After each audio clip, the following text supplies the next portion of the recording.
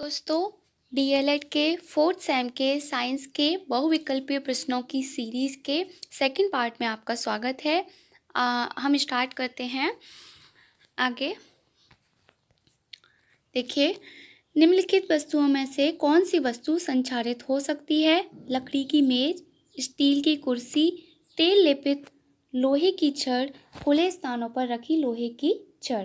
तो देखिए, संक्षारित का मतलब क्या होता है कि वस्तु का खराब हो जाना। कोई भी वस्तु है जो हमारी खराब हो जाती है, जैसे कि आपने देखा होगा लकड़ी में दीमक लग जाता है, लोहे पर जंग लग जाती है, और हमारे ताजमहल को ले लीजिए, ताजमहल पीला पड़ता जा रहा है, तो ये सब होता है हमारा संक्षारण।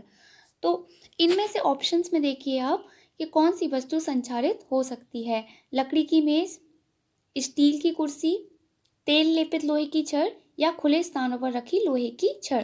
देखिए, अगर खुले स्थान पर लोहे की छड़ रख देंगे हम, तो उससे वो क्या करेगी, जंग लगा लेगी, वायु में रखी होती है तो। ओके, तो इसका ऑप्शन हो जाएगा खुले स्थानों पर रखी लोहे की छड़। आगे देखते हैं, बॉक्साइट किसका अयस्क है? तो देखिए, अयस्क, आपको अयस्क पहले जानना होगा कि अयस्क किसे कहते हैं। अयस्क क्या होता है? किसी भी धातु को, कोई भी हमारी जो धातु होती है वो अपने धातु के रूप में नहीं पाई जाती, अयस्कों के रूप में पाई जाती है। अयस्कों से हम धातु को निकालते हैं, तो अयस्क है। अब इन्होंने पूछा है बॉक्साइट किसका अयस्क है, तो बॉक्साइट किसका है? सोडियम का, लोहे का, एल्यूमिनियम का, या कॉपर का। तो बॉक्साइट किसका अयस्क है? एल्यूमिनियम का। आगे देखते हैं, इनमें से कौन सी सांद्रण की विधि नहीं है? सांद्रण की विधियां हैं, इनमें से कौन सी नहीं है? फेन प्लावन विधि, चुंबकीय पृथक्करण विधि, निस्तापन विधि, या गुरुत्वीय पृथक्करण। तो फेन प्लावन विधि है सांद्रण की, चुंबकीय पृथक्करण सांद्रण की विधि है, गुरुत्वीय पृथक्करण सांद्रण की विधि है, निस्तापन नहीं है, तो ये हमारा ऑप्शन हो जाएगा। आगे देखते हैं, परावर्तनी भट्टी के भाग हैं अग्निस्थान, भट्टी का तल, चिमनी, ये सभी। तो इसका आंसर क्या हो जाएगा? ये सभी। अब देखिए, परावर्तनी भट्टी में भर्जन करते हैं टिन स्टोन SnO2 का, गैलेना PbS का, कॉपर पायराइट CuFeS2 का, या उपरोक्त सभी का। तो परावर्तनी भट्टी में क्या होता है, हम सबसे पहले आपको ये पता होना चाहिए कि हम परावर्तनी भट्टी में करते हैं भर्जन। और भर्जन का क्या मतलब होता है कि किसी अयस्क से धातु प्राप्त करने के लिए हम उस धातु को क्या करते हैं, मतलब जो धातु का जो गलनांक बिंदु होता है उस बिंदु से कम ताप रखते हैं और उस धातु को गलाते हैं। तो ये होता है हमारा भर्जन। तो यहाँ पर आंसर हो जाएगा उपरोक्त सभी, क्योंकि हम परावर्तनी भट्टी में भर्जन टिन स्टोन का भी करते हैं, गैलेना का भी करते हैं, कॉपर पायराइट का भी करते हैं। ये सब क्या हैं? ये सब हैं अलग अलग धातुओं के अयस्क। ओके, तो देखिए, टिन स्टोन जो है वो टिन का अयस्क है, गैलेना लेड का अयस्क है, कॉपर पायराइट कॉपर का अयस्क है। आगे देखते हैं, धातुएं होती हैं। देखिए, धातुएं ऊष्मा की क्या होती हैं? कुचालक, सुचालक, दोनों, या इनमें से कोई नहीं। तो पहले आपको कुचालक और सुचालक पता होना चाहिए। कुचालक क्या होता है? कुचालक धातुएं जिसमें से ऊष्मा का प्रवाह नहीं हो सकता, सुचालक जिसमें से ऊष्मा का प्रवाह हो जाता है। तो धातुओं में क्या होता है, आपने कॉपर देखा होगा, लोहा देखा होगा, इसमें ऊष्मा का प्रवाह हो जाता है। तो धातुएं क्या होती हैं? ऊष्मा की सुचालक होती हैं। अब आगे देखते हैं, धातुओं का भौतिक गुण है। धातुओं में क्या क्या होता है? चमकदार सतह होती है धातुओं की, कठोरता होती है धातुओं में, आघात वर्धनीयता होती है, या ये सभी। तो देखिए, आपको पता है धातुओं में चमक होती है, कठोर होती हैं धातुएं, आघात वर्धनीयता का मतलब होता है कि धातुओं को पीट कर उनकी शीट बनाई जा सकती है। तो इसमें क्या हो जाएगा? ये सभी।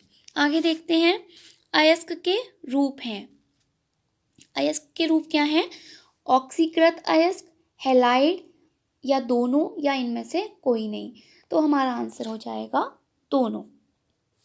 अब देखिए, खनिजों के रूप हैं धात्विक खनिज, अधात्विक खनिज, खनिज ईंधन, या ये सभी। तो हमारा आंसर हो जाएगा ये सभी।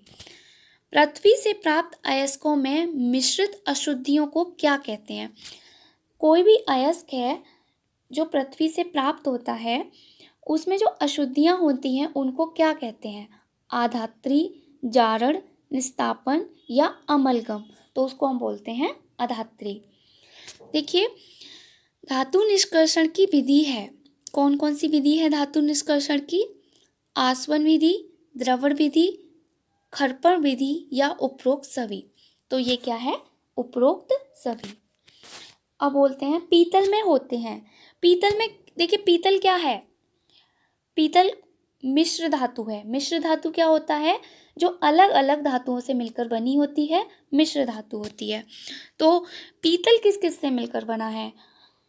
कॉपर व टिन से, कॉपर व निकेल से, कॉपर व जिंक से, या मैग्नीशियम व एल्यूमिनियम से। देखिए, पीतल में आपको पता होगा, मोस्टली लोगों को पता होगा कि कॉपर तो होता ही है। तो हमारा ये ऑप्शन तो गलत हो गया। अब पीतल में क्या हो सकता है? तो यहाँ पर होता है हमारा कॉपर व जिंक।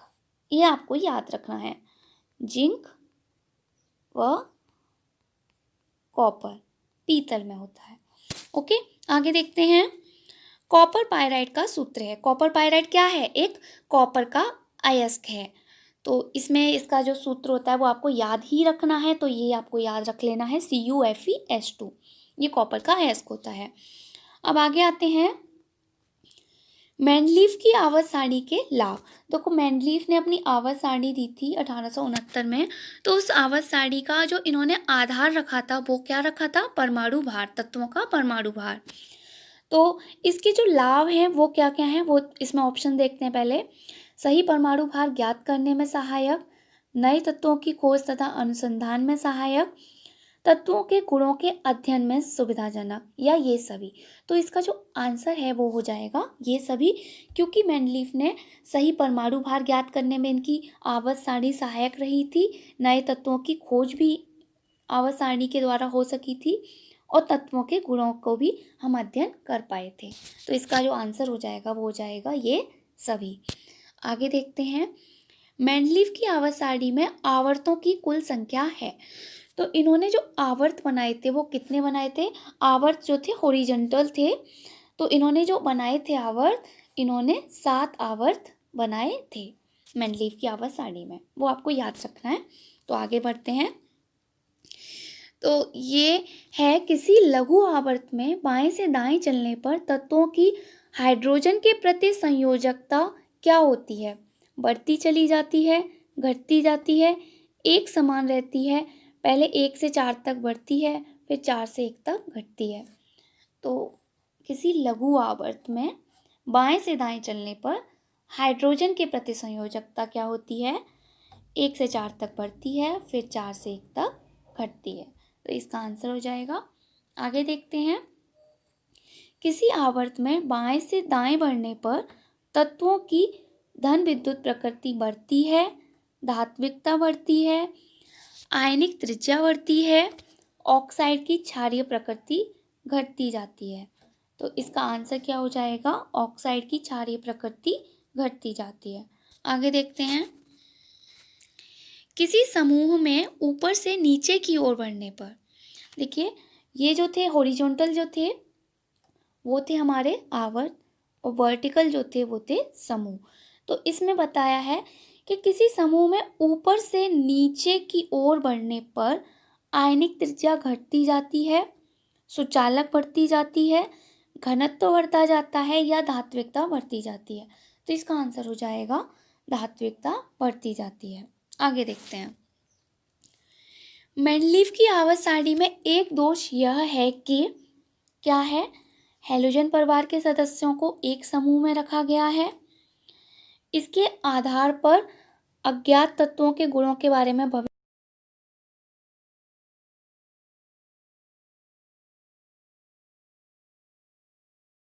को बनाने के पीछे कोई आधारभूत सिद्धांत नहीं रखा गया है। तो एक एक करके देखते हैं। इसमें बताया है कि एक दोष है। अब दोष है पूछा है इन्होंने, तो मेंडलीफ की आवर्त सारणी में क्या है, हैलोजन परिवार के सदस्यों को एक समूह में रखा गया है। ये कोई दोष नहीं है, ये कोई दोष नहीं है इनकी आवर्त सारणी का। नेक्स्ट क्या है, इसके आधार पर अज्ञात तत्वों के गुणों के बारे में भविष्यवाणी नहीं की जा सकती। नहीं, ये गलत बोल रहे हैं। तत्वों के गुणों के बारे में भविष्यवाणी की जा सकती है, तो ये ऑप्शन भी गलत हो गया। लास्ट देखते हैं, सारणी को बनाने के पीछे कोई आधारभूत सिद्धांत नहीं है। नो, ये इसका गलत बात है। आधारभूत सिद्धांत है। इन्होंने इनका आधारभूत सिद्धांत क्या है, परमाणु भार, तत्वों का परमाणु भार इनका सिद्धांत है। तो इसका जो ऑप्शन हो जाएगा, दोष क्या है, इन्होंने जो अलग अलग गुणों वाले तत्वों को एक ही समूह में स्थान दे दिया है, ये इनका दोष है।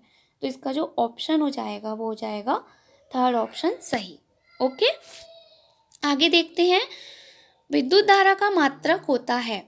विद्युत धारा क्या होती है, विद्युत धारा, इसका मात्रक कूलाम, वोल्ट, एम्पियर या सेकेंड। तो जो हमारी इलेक्ट्रिसिटी होती है, जिसमें विद्युत धारा प्रवाह होती है, वो होती है हमारी विद्युत धारा। और इसका मात्रक क्या होता है, इसका मात्रक होता है एम्पियर। ओके, अब है शुष्क सेल में किस पदार्थ की छड़ एनोड का कार्य करती है। तो देखिए, सेल में क्या होता है, एक एनोड का छड़ें होती हैं, लगाई जाती हैं। एक एनोड की छड़ लगाई जाती है, एक कैथोड की छड़ लगाई जाती है। तो एनोड का कार्य कौन करता है, कार्बन, सिलिकॉन, जर्मेनियम या बोरोन। तो शुष्क सेल में एनोड का कार्य करती है कार्बन।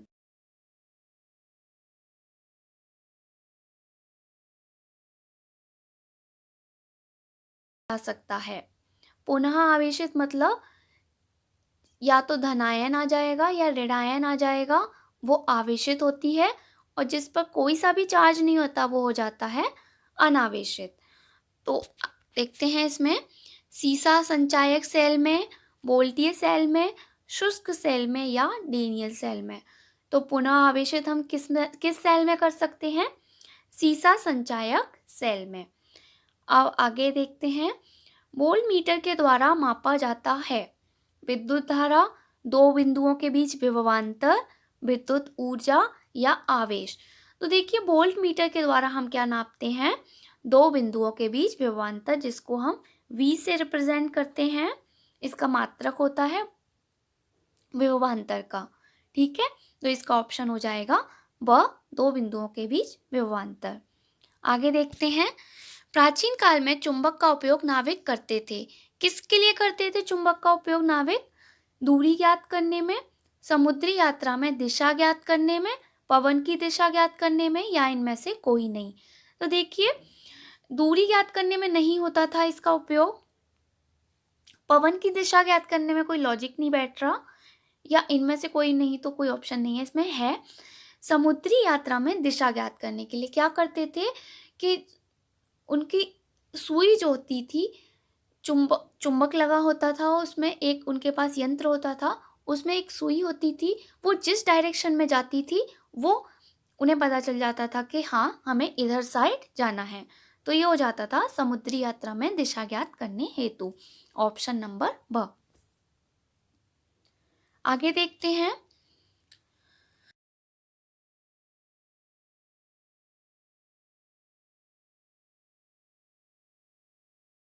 चुंबकीय पदार्थों को अपनी ओर खींचना या दोनों। तो इसका जो आंसर है वो हो जाएगा दोनों। चुंबकीय पदार्थों को चुंबकित किया जा सकता है स्पर्श विधि द्वारा, विद्युत प्रवाह विधि द्वारा, या दोनों, या इनमें से कोई नहीं। तो इसका जो आंसर हो जाएगा वो हो जाएगा दोनों।